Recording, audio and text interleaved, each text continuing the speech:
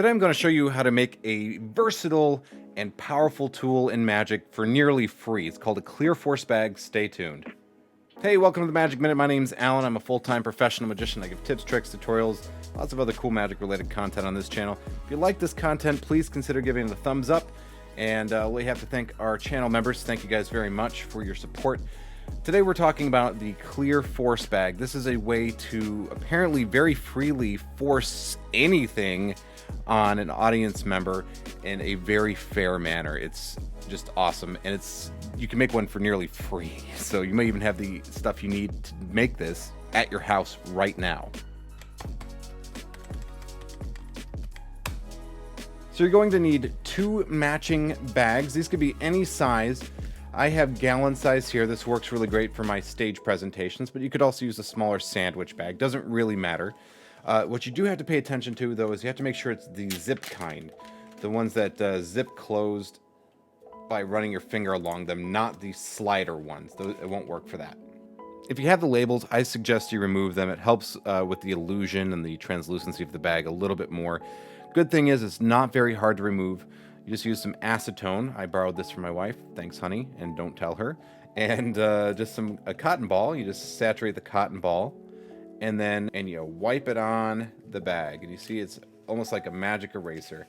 Completely removes the ink. Now this doesn't damage the plastic bag at all. You could wash this with soap and water afterwards if you'd like, just to get rid of any remaining acetone. But in my experience, at least with my bags, it didn't leave any residue, didn't leave any blurring or etching in the plastic, and it leaves it just perfectly crystal clear.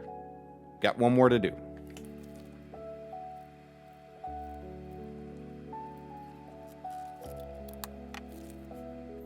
Okay, now that you have 2 perfectly clear plastic bags, you want to take one of the bags, open it up, and invert it like this. If you need, you can get a tool and push up in these corners to pop those portions out. Now be careful with this, of course, because it's very easy to puncture the bag, and you don't want to do that and start all over again. But you might want to get those little tails out so they're nice and pointy, like in my bag. Now that you have your inside-out bag, you're going to open up your second bag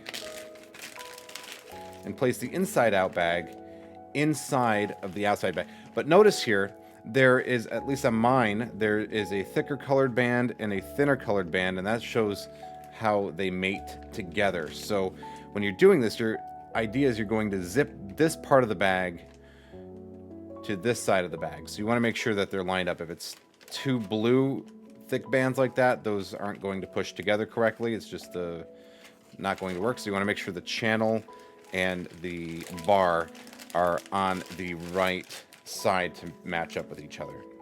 And there it is, your finished clear forcing bag.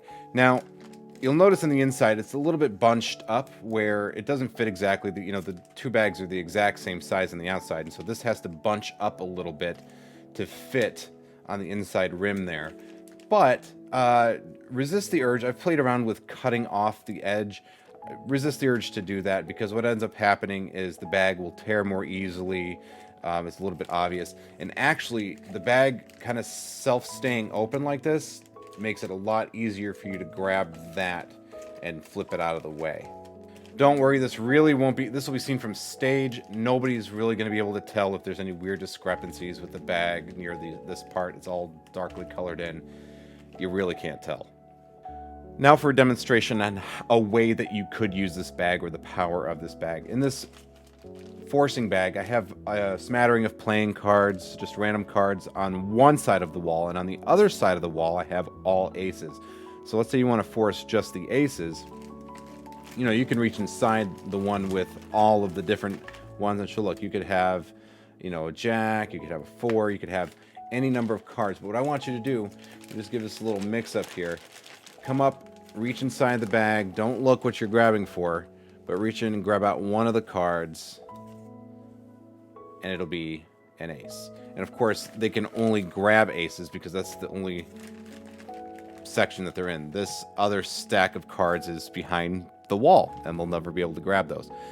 It's a really cool, very powerful tool.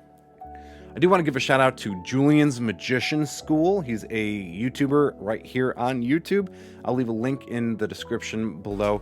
I was perusing the internet and he reminded me of this wonderful technique, and I just had to share it with you guys. Thank you, Julian, for the inspiration. If you want to watch his original video, I suggest you take a look at it and follow him and see the other cool stuff that he has on his channel.